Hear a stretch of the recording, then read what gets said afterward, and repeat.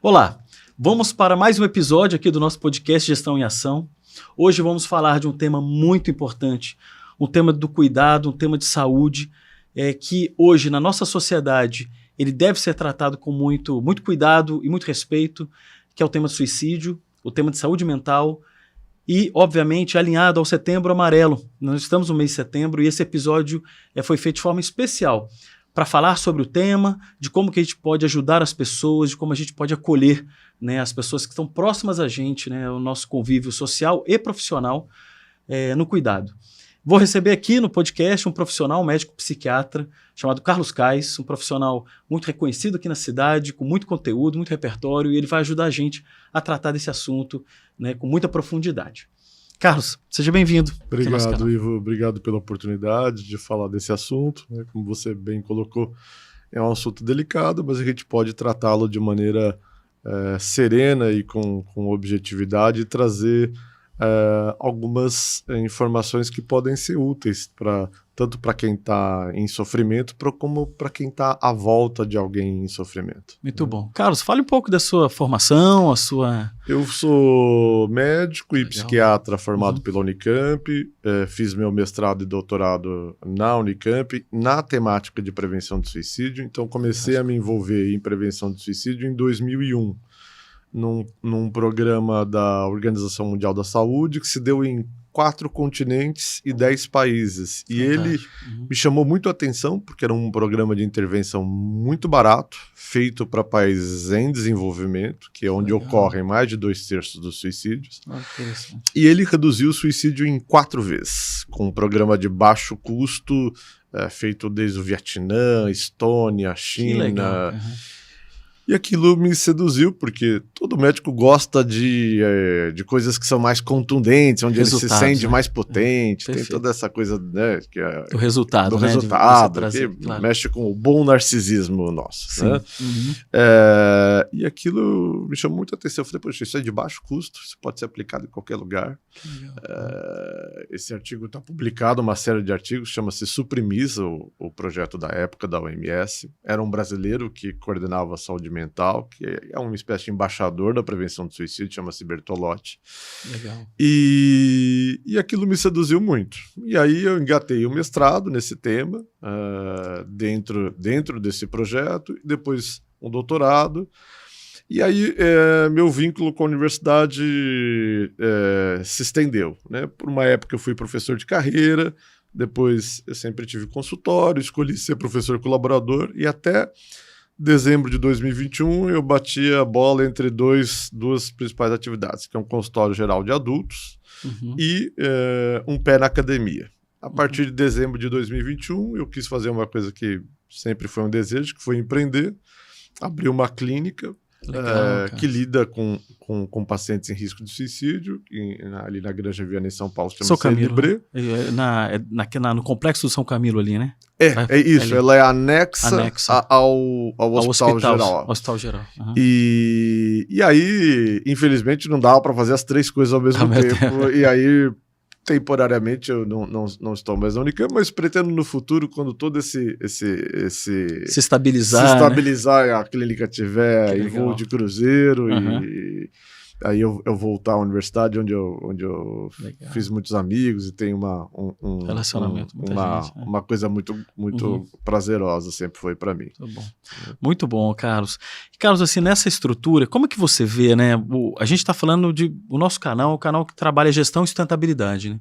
É um tema, sustentabilidade é um tema muito amplo, né? Um guarda-chuva muito amplo, mas tem um pilar do social, né? Que é onde a gente olha para as pessoas. Você acha que falar de saúde mental, suicídio, tem uma conexão com esse tema? Totalmente, né? Veja, o Brasil é um país carente de informações, né? E carente de informações de qualidade, né, Ivo? Então, assim, dentro do Setembro Amarelo, a gente vê de tudo, né? Até aqueles pacotinhos prontos, que a gente não sabe nem se é benéfico, se não é benéfico, mas uma abordagem de bom nível instrumentaliza a todos. Perfeito. E essa instrumentalização é importante. A gente vê que suicídios são evitáveis, às vezes, por uma detecção que nem sempre é feito por um profissional high top das galáxias. Às vezes é feito por um colega de trabalho, às vezes é feito por um adolescente amigo da escola.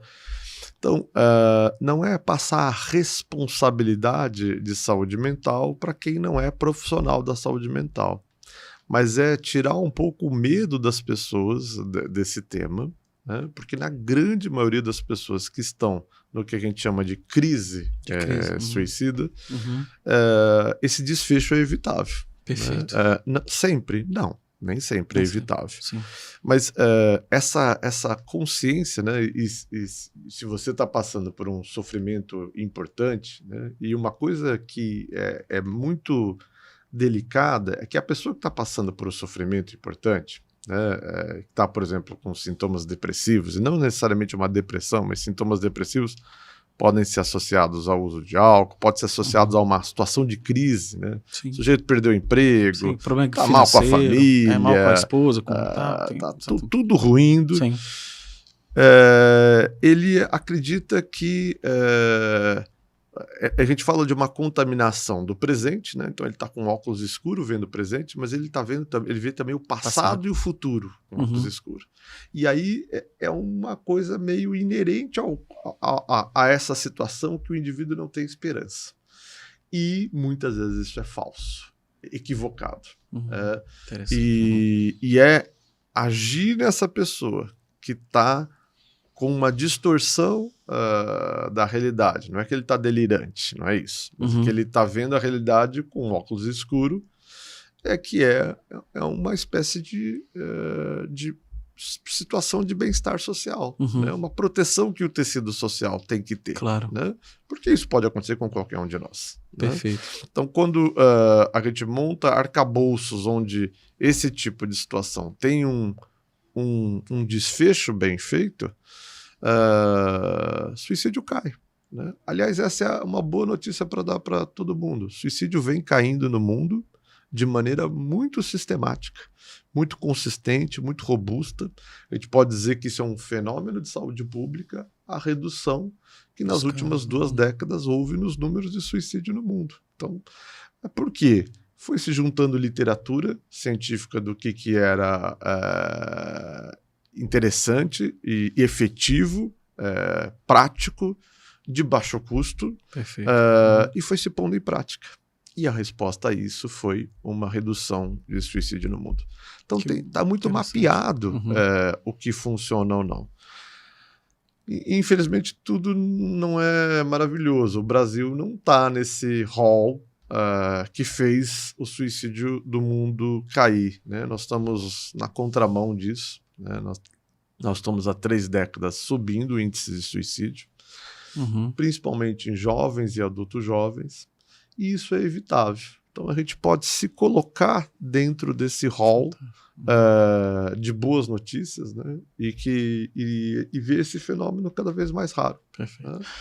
Ô Carlos, assim, naturalmente eu não sou da área de saúde, mas eu sou casado, né, com uma psicóloga e eu vejo uma excelente psicóloga, por acaso. Então, a dona Marli vai gostar de ouvir. Mas sabe, Carlos, assim, uma coisa que eu aprendi vivendo dentro desse contexto é o cuidado, né? É a atenção, é o acolhimento. Né? Eu acho que isso talvez é um grande aprendizado que eu tive, assim, até de forma indireta. E você falou uma coisa interessante, um colega de trabalho, um colega da escola, explica um pouco pra gente como que é essa atenção, né, aos sinais. O que eu estou vendo ali de sinal, o que eu posso perceber e eu chamar algumas pessoas e como fazer isso para não ser invasivo, para a gente respeitar a pessoa. Fala um pouco pra gente. A primeira coisa que é mais genérica e mais fácil é mudança de comportamento. Né? Então, uma pessoa que está tendo uma mudança de comportamento abre um sinal amarelo. Né? Então você... E tem algumas pessoas, Ivo, em todos os locais, né? Entre num grupo de adolescentes, na escola um adulto específico, no local de trabalho, às vezes um trabalhador, em que as pessoas, às vezes, procuram essas pessoas. Então, esse que a gente chama de gatekeepers, né? Esse a gente instrumenta até um pouco mais. Mas vamos primeiro começar com você. uma pessoa comum que não quer ter... tem um pouco de aflição de ter algum tipo de responsabilidade dessa nas costas. Você não tá... a ideia não é passar responsabilidade pela vida de ninguém para ninguém. Nem mesmo nós profissionais de saúde se apropriamos da responsabilidade pela vida do outro. A gente é apenas um instrumento de ajuda. Né? Perfeito. Então, a primeira é a mudança de comportamento. Né? Quando você percebe alguém com mudança de comportamento, se perguntar se você tem alguma intimidade, mesmo que seja pequena, com aquela pessoa, a ponto de perguntar para ela se tá tudo bem. Se tá tudo bem. Se que você está percebendo. Então, a gente sempre faz pergunta facilitando a resposta. Porque uma pessoa que está em sofrimento, uma crise, ela às vezes não está propriamente aberta a abordagens. Né? Então, muitas vezes se acompanha de um isolamento, às vezes essa pessoa está também com algum grau a mais de irritabilidade. Então, nem sempre essa pessoa é um facilitador da ajuda para ela. Né? Perfeito. Então, a maneira de abordar olha, tenho percebido que você está um pouco diferente, assim, às vezes me dá a impressão que você está num momento difícil, e isso está se passando. Né? Porque quando você faz uma pergunta assim, tá tudo bem? É quase uma figura de linguagem. Sem né? dúvida. Olá, bom dia, tá tudo bem? Só o chato responde, né? Se tá tudo bem ou não. Mas quando você faz uma pergunta mais olho no olho, Senti uma tô diferença. sentindo que você tá diferente, tá se passando alguma coisa, né? E sempre com uma postura... não julgativa, né? Não julgativa. Perfeito, Ivo. Esse, eu diria para você que é quase um pré-requisito de personalidade para poder lidar com esse tipo de coisa. Né? Perfeito. Porque você só tem empatia com quem você não está fazendo um julgamento de valor moral. Perfeito. Né? Então, a gente tem empatia quando a gente pensa assim, putz, eu podia estar no lugar desse aqui. Sem dúvida. Né? Então, eu podia estar no lugar dessa pessoa. Então, o que eu gostaria que fosse feito comigo se eu estivesse nessa situação? Né? Então, quando se vai para o sofrimento, e se a resposta for sim, você vai num degradê de perguntas mais íntimas. Mas o que está se passando? Né? Tô assim, assim, assim.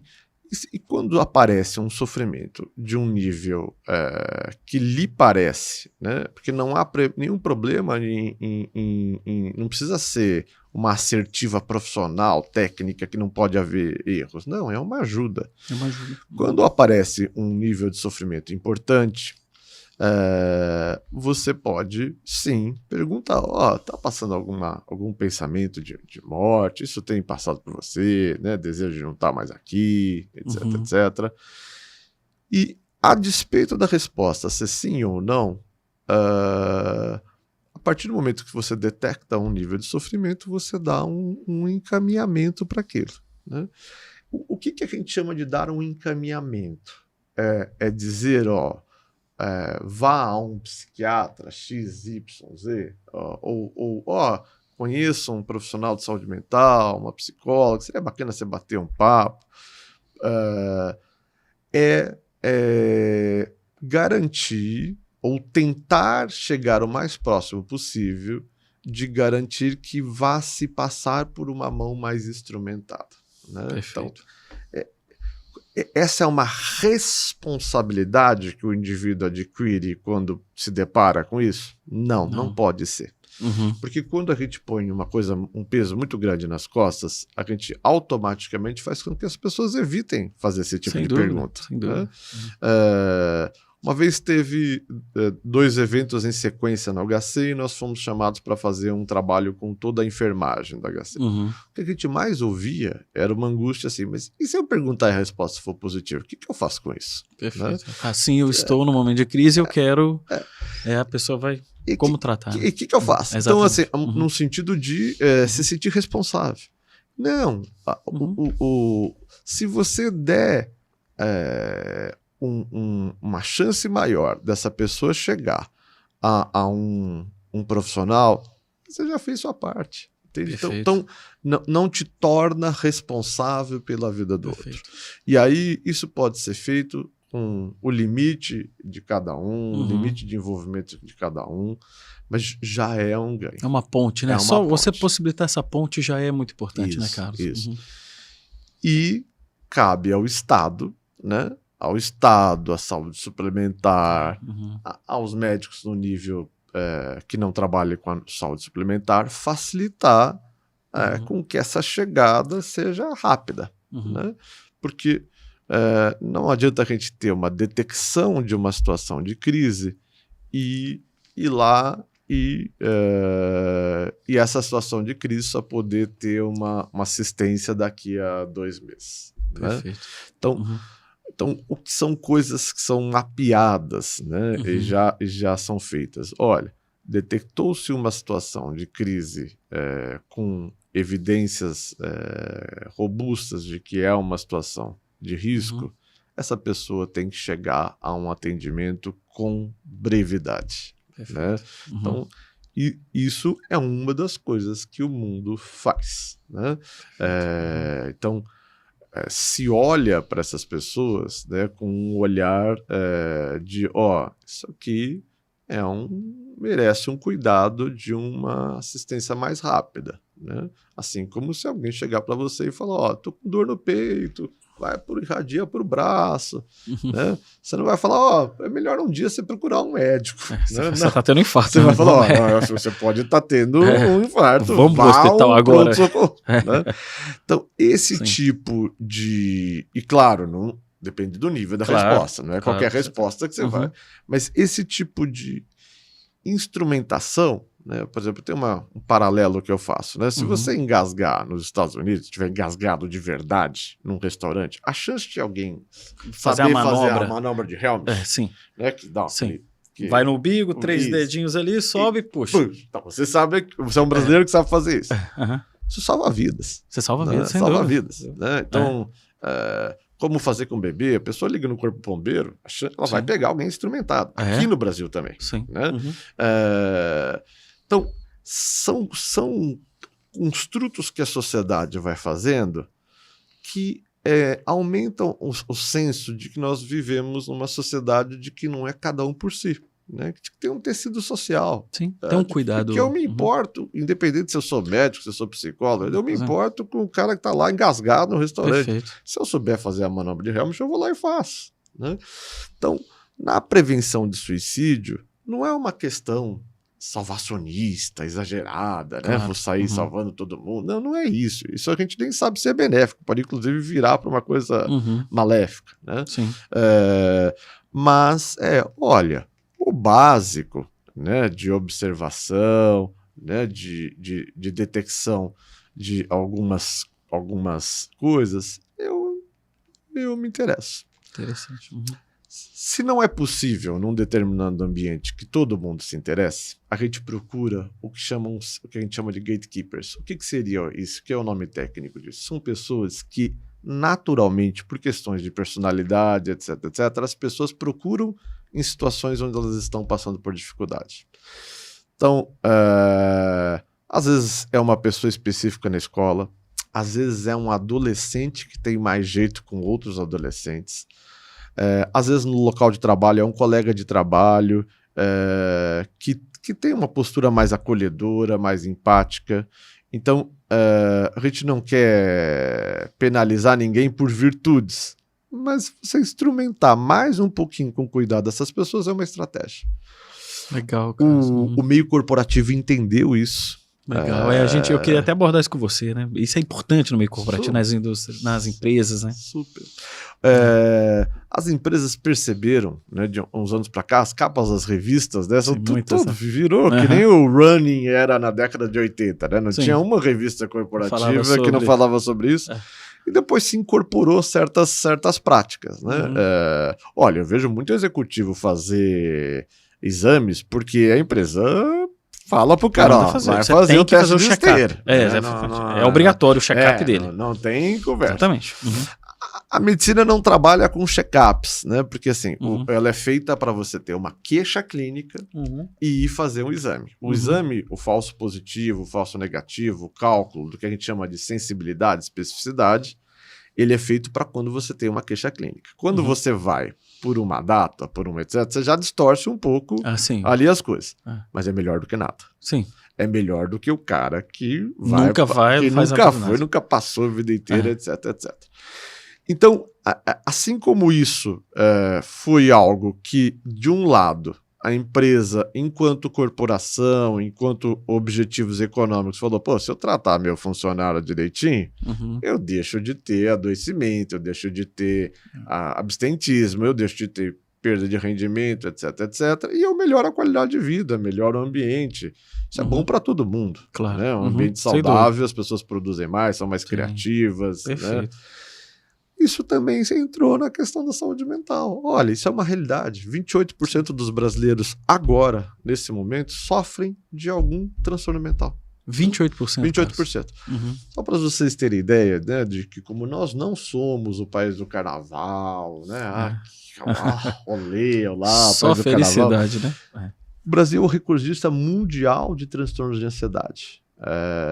Com mais ou menos 9,5% da população agora com um transtorno de ansiedade. Quando a gente fala de transtorno de ansiedade, não é o sujeito que está ansioso, é que ele está ansioso num nível patológico. Então, seja pânico, seja um transtorno de ansiedade generalizada, que é uma ansiedade de 24 horas por dia num nível muito alto. Então, 9 pontos... Qual é a média mundial, Carlos?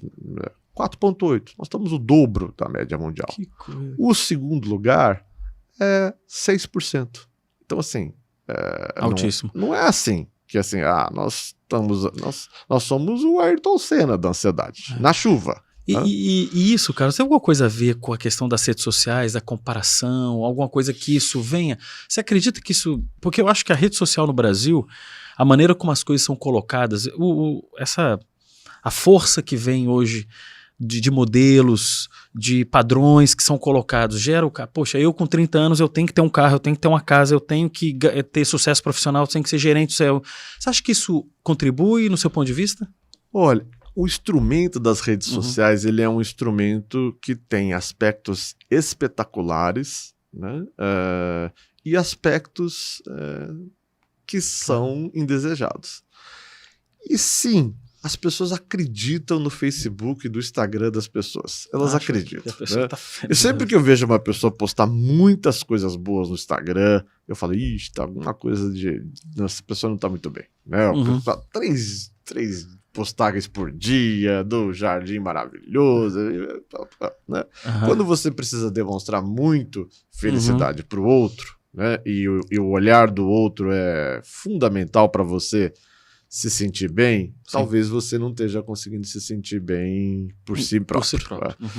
Mas as pessoas acreditam naquilo, né? E falam, pô, minha vida não é assim. Né? Então essa sensação de nossa, né?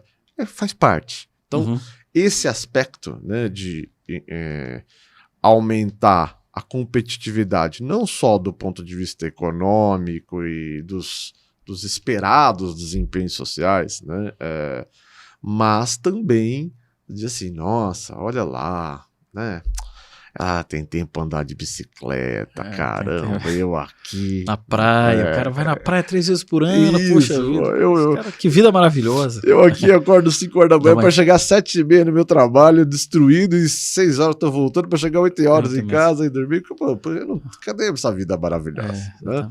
Então sim, tem esse aspecto, a comparação e a inveja é uma coisa inerente ao humano, né? E outras questões, né? A rede social é um espectro de tudo, né? Então tem tudo, tanto com qualidade como o lado trash do mundo, do ser humano, etc, etc. Sempre houve. Eu não acho que o mundo está em declínio. Nós também estamos, acho que não. Concordo com você. Isso sempre existiu. Só não era apresentado. Se não era apresentado facilmente como é hoje. Isso. Na mão da pessoa. Isso. E tem aqueles trequinhos que a gente fica lá viciado. Hoje o TikTok, o pessoal fica 3, 4 horas ali no TikTok. Sim. Eu fico... Às vezes eu gasto 40 minutos jogando esses shorts, por exemplo. Né? Sim. Eu falo, gente... O que eu tô fazendo? Tô cheio de coisa pra fazer. Cheio de coisa pra fazer. Porque, e quanto mais coisa pra fazer, mais fácil você postergar, né? Claro. Não, mais um. Mas eu vou ficar um pouquinho aqui. Então, assim, e ali, claro, dependendo do público, ele recebe coisas que não são. Então, chega muita coisa violenta, desesperançosa. E se a gente pega dados objetivos, né, a coisa não é assim, né? Então, ok, o Brasil não vem lá nos melhores momentos e não é nos últimos meses. Nós estamos falando de um bom tempo, né?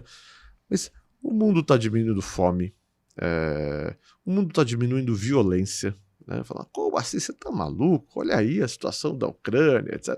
Uma escaramuça da década de 80 em Irã-Iraque morreu 1 milhão de pessoas. Sim, sem dúvida. Era uma escaramuça regional. Sim, né? local ali. Local. Matou 1 milhão de pessoas. 1 milhão de pessoas. Né? Então, a gente esquece que isso não é novidade. Mas olha o desfecho que pode ter. Bom, ok, tudo bem. Pode ter desfechos ruins. Um Tirando a questão ambiental, que eu acho que realmente é um problema, e esse não dá para falar que está melhorando, outras grandes questões da humanidade estão melhorando. Fome, violência, etc. Agora, a gente tem que lembrar, né, Ivo, que no Brasil não é isso que está acontecendo. Sim. Né? Então, a violência não está caindo, mobilidade urbana é um problema. É um problema. Nas grandes cidades. Então, teve um estudo chamado São Paulo Megacity que achou 15% de transtorno de ansiedade na grande São Paulo. Cara, 3 vezes o padrão mundial. Como assim 15% de transtorno de ansiedade? Né? Então, a vida nas grandes cidades, com essa questão da dificuldade de mobilidade, pouco acesso a lazer e insegurança, somado a inseguranças econômicas, né? Então, assim, tem uma série de coisas que não são... Que pesam, né? Que pesam numa pessoa. Pesam. Né? E esse fenômeno também nos adolescentes e nos adultos jovens que nós estamos tentando entender, né? Então, assim, existem muitas hipóteses, né, dessa questão das redes sociais, existe a hipótese também de álcool e drogas. Olha, não tem jeito, gente. Adolescência é uma fase que o cérebro está em formação. Okay? Então, assim, adolescente tem que ser observado. Então, o que nós estamos vendo? Mais precoce o uso de bebidas alcoólicas, as meninas passando a ter um comportamento que era anterior dos meninos e que era ruim, né? Então, é o nivelar por baixo, né? Então, né? Não é... sendo que nas garotas tem uma série de questões biológicas que facilitam a dependência, a absorção é maior, a distribuição é diferente. Fazendo de álcool e drogas, né? Álcool e drogas. Principalmente álcool é diferente, né? Diferente a absorção, aquela coisa de que mulher com menos se intoxica mais fácil, não é só porque ela não tem hábito de beber, porque o organismo é diferente. Tem uma dinâmica diferente. Então, nós estamos vendo uma questão de saúde pública que tem outras implicações, né? Eu não tenho uma posição assim, né, de, olha, vamos fazer só pelo aspecto da repressão, isso aí já está sendo feito há muito tempo sem grandes resultados, né? E tem outros problemas associados, né? Assim, quando você vai só por esse aspecto, né? O tráfico está lá quietinho, crescendo, absurdo. Então, essa é uma discussão muito delicada, né? Porque tem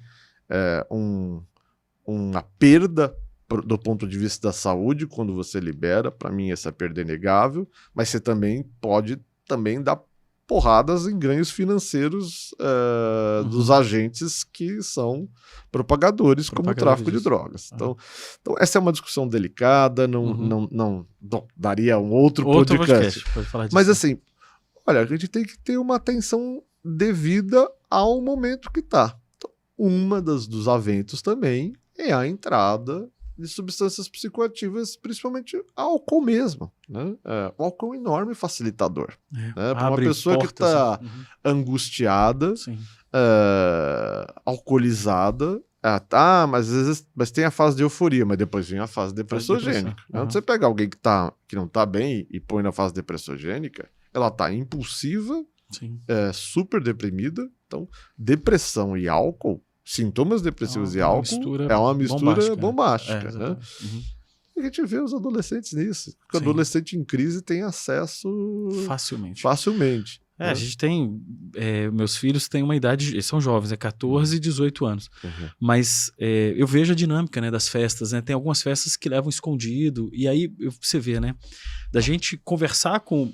e aí comente, por favor, caso que você tenha até mais conteúdo para... Eu, como pai, o que eu tento fazer é mostrar responsabilidades e limites, né? De falar assim, olha... Porque você proibir o jovem de não experimentar, dele ver aquilo, porque ele vai vivenciar aquilo, né? Porque, infelizmente, ele vai estar no local que pode ter cocaína, maconha, vai ter ali. E hoje isso eu acho que em todas as classes sociais tem, isso aí é muito comum. Mas eu acho que é muito importante o papel da percepção dele, né? Da onde ele está dentro disso, e da responsabilidade. E ele entender que aquilo tem consequências, porque a decisão vai ser dele, né? Eu acho que a decisão é do jovem. A gente acolhe, educa, mostra por exemplos, obviamente com muito afeto, amor ali, mas a gente tem que entender que ele vai observar isso porque ele vai estar no meio, ou um amigo vai estar fazendo isso ali, e ele fala, poxa, eu não vou estar no grupo, eu não vou estar fazendo. Mas ele pode até manejar aquilo de uma forma a não entrar nesse aspecto, né, nessa profundidade ou nesse uso recorrente, mas ele saber que tem responsabilidade. Você tem alguma indicação para isso, né? Para um jovem que não está num bom momento, ele está numa crise, por exemplo, é apresentado. Como que a gente pode minimizar? Porque a gente tratar disso 100% é muito complicado, mas como minimizar, Carlos, no seu ponto de vista? Olha, assim, esses dias eu fui surpreendido pela minha filha, né? Eu fui conversar com... Também tem 14, 15 anos? 15 anos. 15 anos. Sim, vai fazer 16 no fim do ano. Então, mesma idade da minha filha. Minha filha é meio nerd, assim, né? Ela não acha que ela é nerd, mas ela é. Ela gosta de estudar. Tem um bom exemplo. E aí eu fui falar de outras preocupações, assim, e ela espontaneamente falou, ô pai, mas sabe o que eu vejo mesmo no colegial? Então, a minha preocupação, ela falou assim, está um pouco fora da minha faixa etária, né? Tipo assim, está adiantando preocupações. Mas o que eu vejo mesmo é, putz, o pessoal bebe bem mesmo. Bem. Né? E aí, instintivamente, eu falei assim, do que eu vejo no real. Eu falo, olha, filha, eu tenho uma distorção de ser psiquiatra. Então, assim, psiquiatra tem seus problemas, porque ele já viu muitas tragédias que não são ocasionais. Sim. Mas eu já vi famílias que perderam pessoas porque a menina entrou no carro do namorado, que também estava bêbado. Se ela não tivesse bêbada, talvez ela não entrasse. Né? Talvez ela fosse Uber, talvez ela não deixasse ele ir. Teve um evento, um acidente. Então, assim, com perdas. Né? Então, eu já vi muita desgraça associada. Eu também falo de uma coisa que a gente vê no consultório, que é a violência sexual. Sim. Abusos, né? Olha, dentro da mesma classe, dentro da mesma instituição, na faculdade, em cursos concorridos, vai indo embora, coleguinhas de classe vão embora, fica a menina mais alcoolizada. Isso acontece, Ivo. Isso acontece. Muito triste isso, né? Sim. De abuso, né? Às vezes a família faz uma operação abafa, porque não quer que a pessoa fique marcada. A pessoa convive o resto da vida com aquele evento lá, com aquele evento e com os estupradores. Né? Então, assim... Então eu falo, olha, filha, eu já vi tanta coisa pesada. Então, assim, tem que aprender a beber. Né? Ninguém está falando, a priori, ninguém está falando assim, olha, não beba. Tem uma idade. Eu não acho que 15 anos é uma idade para começar a beber. Eu gostaria que você começasse mais tarde, onde você tem um pouco mais de preparo até do seu cérebro para fazer esse, opa, tá bom. Né? Se você não me ouvir, cara, começou a ficar alegrinho, para. Porque não é bom ficar alcoolizado. Uhum. Mas se não é bom, por que as pessoas fazem? Fala, pessoa, filha, os adultos são idiotas, ainda mais adolescentes. Sinto muito. Os adultos também. Mas o cérebro dá informação. Exatamente. E é legal, é cool falar, só passei mal, vomitei. Bom, é cool, mas é uma burrice, é horrível ressaca. É ruim vomitar. Com certeza. E ela ficou me olhando assim, né, meio assim, mas é tão besta assim. Eu falei, bem-vindo ao ser humano. Ele é besta. Com certeza. Ganho nenhum aqui. Então, assim, instintivamente, eu falo a verdade, né? O que a gente vê, de fato? A gente vê as grandes preocupações são acidentes de carro, são exposição, que a exposição a situações de risco que a pessoa não faria. Ela nem percebe situações de risco onde ela está se colocando, porque ela está alegre e está, às vezes, imprudente, né? Muda a percepção de riscos. Nós falamos agora há pouco, né, que a gente está num país violento. O Brasil é um país doente no aspecto de violência sexual contra a mulher. A gente vive num país doente. Com muitos eventos, né? Com muitos eventos. É uma coisa assim, arrepiante, né? Na Unicamp tem uma professora muito querida, chama Renata Azevedo, e ela criou um ambulatório de violência contra a mulher. O influxo daquilo e as situações onde acontecem, assim, são... Não adianta negar a realidade. Está em todas as classes sociais. Então, e dentro das casas, né? No âmbito familiar. Então, tios, primos, algumas coisas que... Assim, olha, tem que proteger filhos. Sim. Isso cabe a nós, entendeu? Eles não vão ver uma maldade que está ali do lado, né? Então, assim, a gente tem que ver essa maldade por eles. Perfeito. Né? Perceber a dinâmica, né? De uma pessoa que também é um adulto, que tem uso de recorrente de álcool, de droga, uma pessoa que já tem isso, já é um comportamento já de... Sim. Ele vai tomar uma decisão em algum momento, alcoolizado. Sim. Então, assim, Ivo, assim, estabelecer uma relação com os filhos em que eles vejam que a gente não é um protetor excessivo, né? Então, que quando nós não somos percebidos como um super protetor, porque aí você entra num rótulo de bobão. Né? E aí chato, aí você não tem potência mais nenhuma. Alguma coisa entra ali. Né, da mensagem. E a mensagem tem que ser num sentido, num momento... Naqueles momentos, aqueles poucos momentos que a gente tem abertura com o adolescente. Que assim, abre aquele portal que abre 2 vezes por ano, eles foram abduzidos, são devolvidos para nós, né? Podemos falar aqui por 2 minutos. Contribua com alguma coisa ali, porque eles vão fechar o portal. E vão fechar o portal. E aí você respeita e vai embora. Não adianta tentar abrir de novo depois. Não. Eu já tentei, não é sucesso mesmo, não dá. Não faço, não. Esse momento não existe assim. E eu penso, sabe, Carlos, assim, estava contando esse caso, falando até inclusive do suicídio. Uma menina, uma adolescente que vive esse momento e ela é, por exemplo, estuprada. Aquilo dentro dela é uma coisa muito complicada.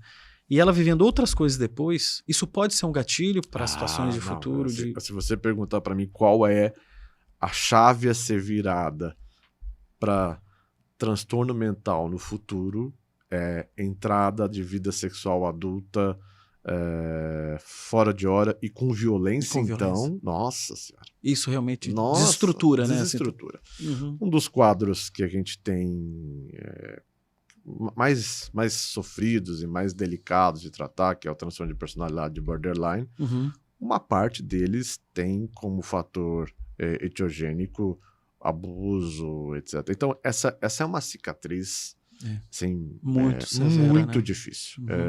Eu nunca vi uma vivência dessa que não deixasse uma cicatriz importante na vida da pessoa. Então, proteger, né? Uma vez teve uma situação de imprensa, mas o comentário da pessoa foi interessante. Eu posso estar distorcendo porque nós estamos falando de coisas de mais de décadas atrás. Era um casal que deixava numa escola que estava ligado a algum esporte, acho que uma escola de natação, e quem abria a porta era o marido. e os pais achavam que estava lá o marido, a esposa, a professora de natação, e não estava. Na verdade, só estava o abusador, né? E houve alguns abusos. Bom, um comentarista falou assim, olha, num país como Estados Unidos e Canadá, jamais um pai deixaria uma filha entrar e confiaria a uma figura masculina sem verificar quem está lá dentro, né? Então, a gente vê que bons hotéis adotaram isso, né? De recreadores, tem um homem, tem uma mulher. Tem um homem e uma mulher. Então, assim, né? Bons hotéis. Mesmo assim, não é segurança total. Sim. Mas então existem procedimentos para evitar isso, e isso, cara, é uma coisa de prevenção de doença mental e prevenção de suicídio nítida. Na base, né? Base. Base. Porque eu vejo que isso é uma situação, né, Carlos, assim, que na nossa sociedade, achar o equilíbrio do cuidado, isso como pais, é uma coisa que eu vejo que não é fácil. Tem pais que são extremamente severos e proíbem, não pode, não vai, e outros que ignoram qualquer tipo de controle, falam, não, tá tudo bem, vai lá. Eu acho que nós, como pais e adultos, assim, de achar esse equilíbrio é o mais importante, né? E, obviamente, dentro da personalidade dos nossos filhos, né? Porque cada filho vem com um chip específico, né? Cada um tem as suas questões de comunicação, de timidez, de segurança própria, né? Porque tem adolescentes que são mais seguros, outros são extremamente inseguros, que querem aprovação sobre vários aspectos. Mas nós, como pais, achar o equilíbrio é muito importante, né? A gente achar o momento do cuidado, da atenção, do afeto e dessa preocupação. Como você falou para sua filha, você apresentou dados e ela tem capacidade de absorver isso de uma forma até elaborada, porque é uma pessoa que está estudando bastante, ela consegue perceber nuances ali. E isso é importante porque você está buscando equilíbrio com ela, né? E você como pai, e eu como pai com meus filhos. Mas para os pais eu acho que isso é muito importante, né? De você perceber as nuances de cada um. Eu acho que existe essa individualidade do adolescente, né? O adolescente é um ser, assim, que ele vive uma coisa ali, cara. Ele está construindo, né, os parâmetros, ele está construindo algumas questões de segurança até própria da sua identidade, né? Eu acho que ele está construindo identidade naquele momento, né? E nesse momento é importante você achar o equilíbrio, né? E adolescente é o grupo. É o grupo. É o grupo. Pode ser um bando, grupo, né? Pode ser um grupo pequeno, maior, ou às vezes é um bando, às vezes é um grupo menor, mas é o grupo. E aquela série, né? 13 Reasons Why. Ah, sim. Nossa. Ficou famosa. Porque foi assim, aquilo foi um tapa de luva de pelica em tudo que nós, de prevenção do suicídio, dizemos para não fazer, eles fizeram. Né? Então, assim, os adultos eram sempre inúteis e bobocas, né? Não serviam para nada. Né? Percebiam, né? E tudo que a gente tenta falar para um adolescente, olha, nós somos bobocas mesmo. Né? Não pense que fica adulto, você fica sábio, não. Mas a gente tem alguma bagagem que pode ajudar você, adolescente, no momento de sofrimento. Né? Então, o universo adulto não é só o universo da chatice, da restrição, ele também é um universo de se pedir ajuda num momento importante da vida. Né? Então... Sim. Bom, ali não quero entrar nas trocentos mil mancadas que aquela série apresentou. Né? Tem trocentas mil. Mas uma dessas era essa, né? Há que se manter uma porta de comunicação com o universo adulto, porque tem certos momentos que o universo adulto é importante. Né? Pode ajudar. Pode ajudar. Assim, existem adolescentes que têm colocações muito pertinentes. É impressionante. Né? Agora eu só atendo adultos no meu consultório. Sua esposa acho que atende adolescentes ainda, né? Muito pouco. Mas são pouquíssimos hoje. Mas ela... Mais adulto. Mas eu já atendi. É impressionante. Às vezes um adolescente mais instintivo, mais sábio, fala coisas que repercutem muito para o bem. Como o contrário também. Sem dúvida. Né? Como o contrário também. Agora, tem algumas coisas, né, Ivo, que são interessantes da gente colocar de instrumentação social. Primeiro, né, nós falamos de alteração de comportamento. Olhar também com cuidado as pessoas que estão com o que tecnicamente a gente chama de anedonia ou hipoedonia. É aquela pessoa que está perdendo ou perdeu gradual ou totalmente o prazer e o interesse nas coisas simples que faziam parte da vida dela, né? Então, aquela pessoa que é um pouco mais vaidosa, tá menos vaidosa. Do esporte, era muito intensificado no esporte, não tá que mais fazia o interesse. futebol de fim de semana, não tá lá mais no futebol de fim de semana. Uhum. Que via um seriado na TV, agora tem menos interesse. Então, essa relação de perda de interesse e prazer, que é um dos pilares, inclusive, diagnósticos de depressão, que a gente chama de anedonia ou hipoedonia, Uhum. porque as pessoas estão muito já preparadas para perguntar e perceber tristeza. Uhum. Mas, por exemplo, adolescentes, isso pode aparecer muito mais com anedonia e irritabilidade e isolamento do que tristeza propriamente dita, né? Uhum. Então, e isso você só consegue perceber se você chegar um pouquinho mais perto. Uhum. Senão vai passar batido. Porque às vezes o que vai no automático, aquilo que é a função que o cara tem que executar. Ele consegue executar até o ponto onde ele está bem grave. Quando ele não está mais executando o que ele faz, nem burocraticamente, talvez você já tenha perdido o momento de pegar a coisa num risco mais baixo. Né? Ótimo. E, Carlos, eu queria fazer uma pergunta para você, assim, a gente teve um caso, assim, na nossa rede social, ou nosso ciclo social, de um caso de uma tentativa de suicídio. Uhum. Não percebemos, né? A gente não teve essa capacidade de perceber, mas uma pessoa próxima a gente realmente teve uma tentativa. O que fazer a partir daí, né? Fala um pouco pra gente, assim, por algum motivo ninguém percebeu, família, amigos, rede de trabalho, e a pessoa teve um evento, né? Ou ela teve alguma questão no corpo, ou tomou alguma medicação, ou foi atropelado, ou teve alguma questão ali que você viu que foi intencional. O que fazer a partir daí? Bom, a primeira é uma mudança cultural importante, né? Existe um mito que a gente tem que combater ele insistentemente, que é cão que late não morde. Em prevenção de suicídio não tem coisa mais equivocada do que essa. 2/3 das pessoas que falecem por suicídio, se você olhar histórico, elas explicitamente falaram que estavam pensando em cometer suicídio. Seja com frases como eu não sirvo para nada, eu sou um fardo na vida dos outros. Sempre questões, em geral, autopejorativas, né? Sou um inútil, né? Sou do trabalho, se eu não tivesse aqui seria melhor para todo mundo. E às vezes você olha e fala assim, óbvio, né, que não é isso, né? A pessoa é pai, mãe, tem um monte de gente que depende dele, mas a pessoa está pensando isso, né? Então, cuidado com aquela questão que se tem de manipulação, isso é para chamar atenção, etc, etc.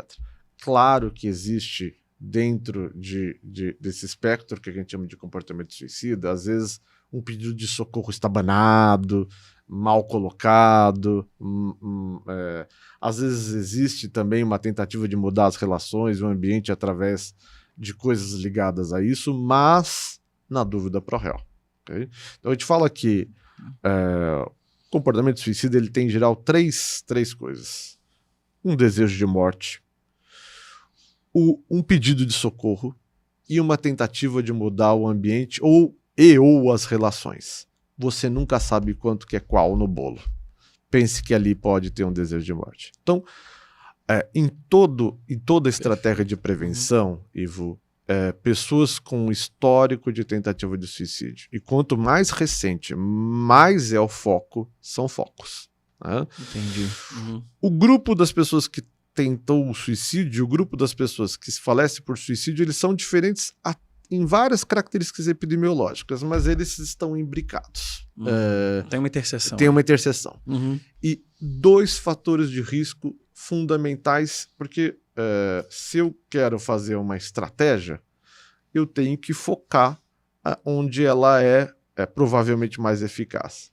Pessoas com transtorno mental, com histórico de transtorno mental e com histórico de comportamento suicida. Okay? Então, isso significa que uma empresa não deve aceitar uma pessoa dessa? Não, claro que não. As pessoas às vezes podem ser brilhantes, podem ser produtivas, Sim. podem ser... Mas é importante ter um olhar especial. Então, é um evento sentinela, é uma janela de oportunidade. E a gente tem que fazer um bom uso desse pedido de socorro, né? E prover acolhimento, prover chegada rápida a serviços de saúde, né? Então, as pessoas pensam que isso é um problema só no SUS, né? A demora de chegada de centro de saúde.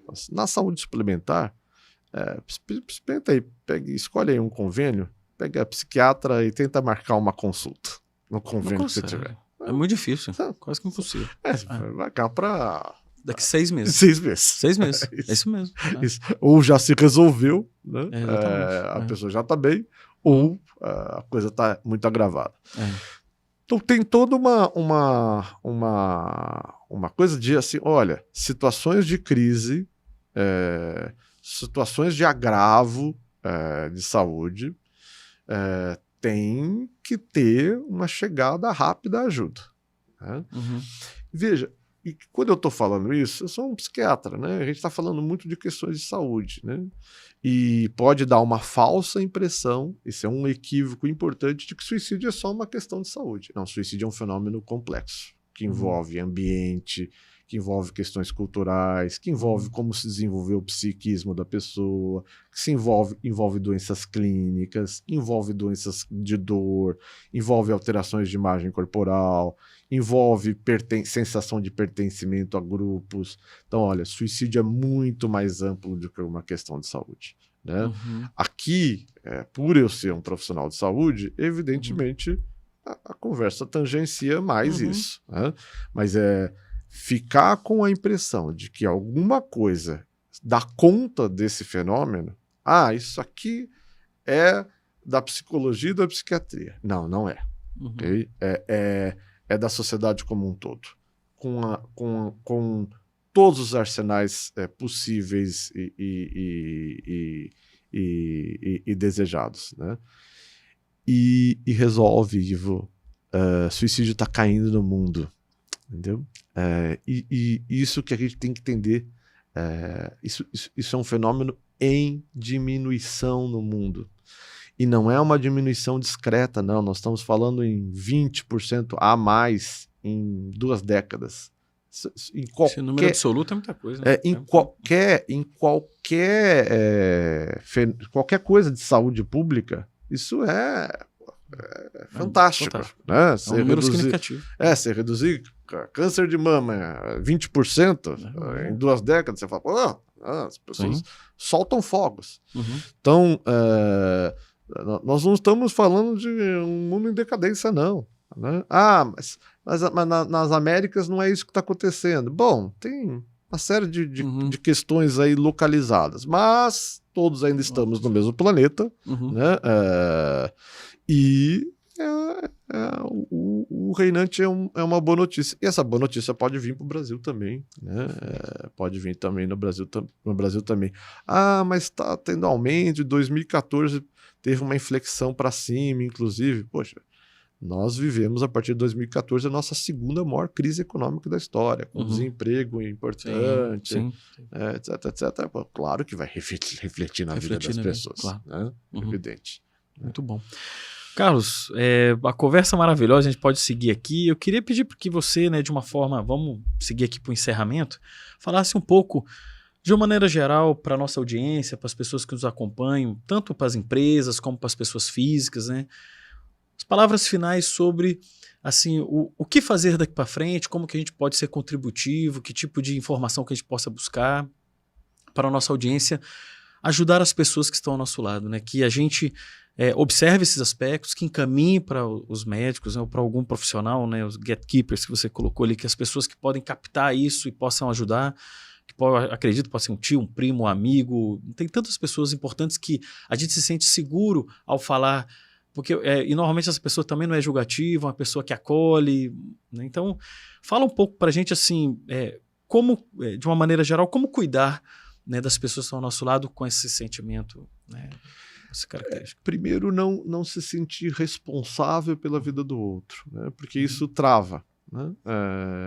Mesmo profissionais, se você, ao detectar qualquer coisa, seja um sofrimento importante, passa a ser responsável pela vida do outro, você não vai nem procurar saber. Isso é natural. Né? A gente não quer uma responsabilidade desse tamanho. Nem os profissionais têm responsabilidade desse tamanho. Então, quando detectar um sofrimento, ir ali pelas bordas. Tô percebendo alguma coisa diferente. A resposta foi positiva e você está se sentindo mais à vontade, vai aprofundando um pouco as questões. Que nível está esse sofrimento? Poxa, você chega a pensar que seria melhor não estar por aqui. Quando as respostas são positivas, acolher isso serenamente, né? Porque quando a gente acolhe serenamente, já tem uma mensagem de que isso não é o fim do mundo e um bicho de 7 cabeças, isso é possível de ajuda, né? E falar, olha, vamos procurar ajuda, né? Se você conseguir fazer com que uma pessoa dessa chegue e ajuda, fez sua parte. Fantástico. Fez sua parte, né?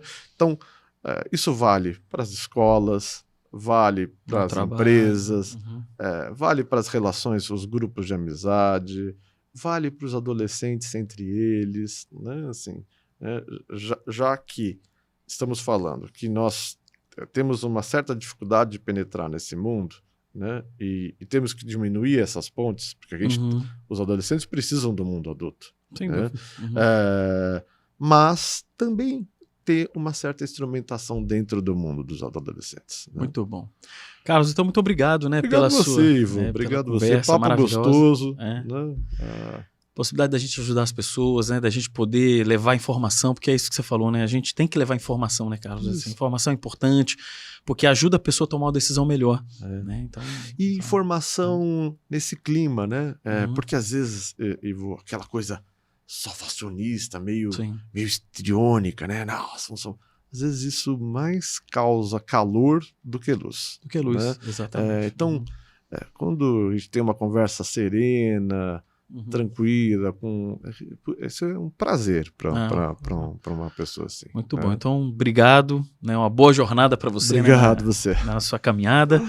E, pessoal, muito obrigado de novo aqui por estar com a gente, acreditar aqui na nossa comunicação. Ivo, por favor. Posso só fazer propaganda de um evento? Né? Claro. Não, você vai ter um evento, por favor. Olha, eu estou organizando junto com, em nome da minha clínica, que chama Elibre, junto com um instituto que também envolvi 10º, especificamente em prevenção e pós-venção de suicídio, um simpósio internacional de prevenção de suicídio que vai acontecer dia 16 de setembro no Hotel Renascença. As vagas físicas estão acabando, mas a gente vai ter vagas online. Ótimo. E provavelmente on demand também. Perfeito. Então, se as pessoas entrarem no Instagram Elibre Saúde, se fala @Elibre Saúde, tem vários posts ali com link, tem na bio, né? Eu não sabia o que era link na bio. Aí minha filha adolescente que explicou. Pai, bio é a biografia, a pessoa vai lá, vai achar Simpósio Internacional de Prevenção de Suicídio, porque é um evento que a gente conseguiu colocar as pessoas muito, muito envolvidas, implicadas, que têm expertise. Que vão contribuir muito, né, para a discussão. Desde clínicos de alto nível até gestores que fizeram algo. Né? Então, assim, tem de tudo ali. São 14 palestrantes de altíssimo nível. Legal, cara. E eu fiquei muito orgulhoso desse evento e quero divulgá-lo. Né? Excelente. Vai estar aqui no link também do vídeo. A gente também vai colocar os links do evento, porque aqui também no YouTube a pessoa pode, né, se conectar. E eu desejo que seja um grande evento, né? Que seja uma possibilidade de muitas pessoas, né, entrarem, participarem não só fisicamente, mas online, né, de forma remota, e levar essa comunicação, essa informação e esse cuidado, né, Carlos, a todo mundo, né, de uma forma mais ampla possível. Né? Muito bom. Parabéns aí pelo projeto. Tá bem. Obrigado, Ivo. Pessoal, então é isso. Muito obrigado então pela sua participação, obrigado por estar conosco aqui nesse canal, nesse evento de comunicação, de falar sobre sustentabilidade. Aí você pensa, Ivo, mas como que sustentabilidade está nisso, né? Sustentabilidade é sustentação. E sustentar a vida, né, é o nosso papel, é o nosso comprometimento. Então, muito obrigado por você estar aqui. Naturalmente, né, procure, né, pessoas e profissionais nesta ponte para ajudar as pessoas que possam apresentar questões de saúde mental ou algum tipo de ameaça de suicídio. A gente tem que cuidar dessas pessoas. Então, muito obrigado e até o próximo episódio.